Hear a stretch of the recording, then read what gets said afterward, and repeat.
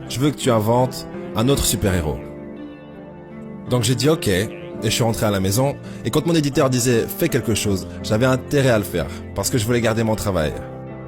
Je me suis dit, qu'est-ce que je peux inventer maintenant? Et la chose la plus importante chez un super-héros, tout d'abord, c'est le super-pouvoir. Une fois que vous avez ça, tout le reste vient tout seul.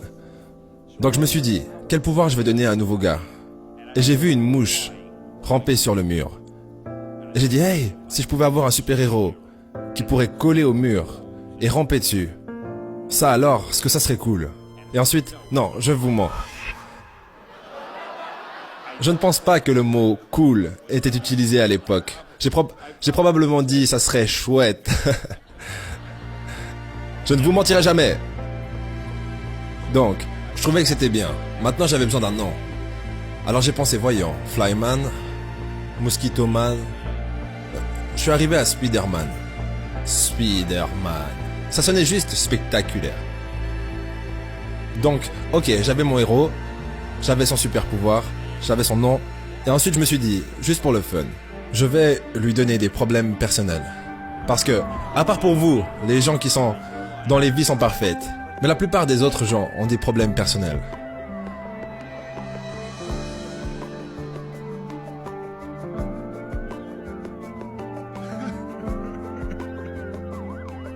Et à ce moment, je me suis dit que j'allais faire un adolescent.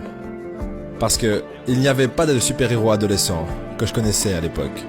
Alors, armé de toutes ces merveilleuses intuitions, ces idées géniales, j'ai couru dans le bureau de mon éditeur et je lui ai dit... Ça a été sa réaction, la réaction qu'il m'a donnée. Stan, c'est l'idée la plus mauvaise que j'ai jamais entendue. Premièrement, et il a commencé à me donner sa note, parce que c'est un homme très logique, très intellectuel. Premièrement, les gens détestent les araignées. Donc tu ne peux pas appeler un héros Spider-Man. Tu veux qu'il soit un adolescent? Les adolescents peuvent seulement être des acolytes. Et tu veux qu'il ait des problèmes personnels? Stan, ne sais-tu pas ce que c'est un super-héros? Ils n'ont pas de problème personnel. Eh bien, j'ai quitté le bureau, déçu, mais de toute évidence, en homme bien plus sage.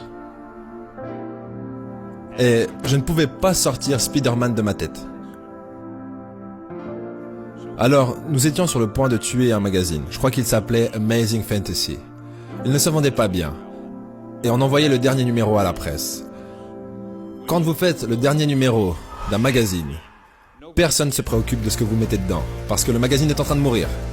Juste pour le sortir de ma tête, j'ai mis Spider-Man dans le magazine Amazing Fantasy, présenté sur la couverture. Je l'ai oublié. Un mois plus tard, tous les chiffres de vente sont arrivés. Mon éditeur est venu en courant dans mon bureau. Stan, tu te souviens de ce personnage qu'on aimait tant tous les deux? Spider-Man? Je le jure. Il a dit, faisons de ce truc une série. I want Spider-Man!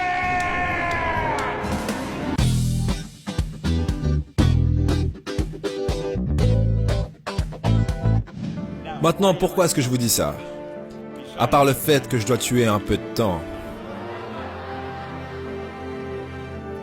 Si vous avez une idée et que vous pensez véritablement qu'elle est bonne, ne laissez pas un idiot vous en dissuader.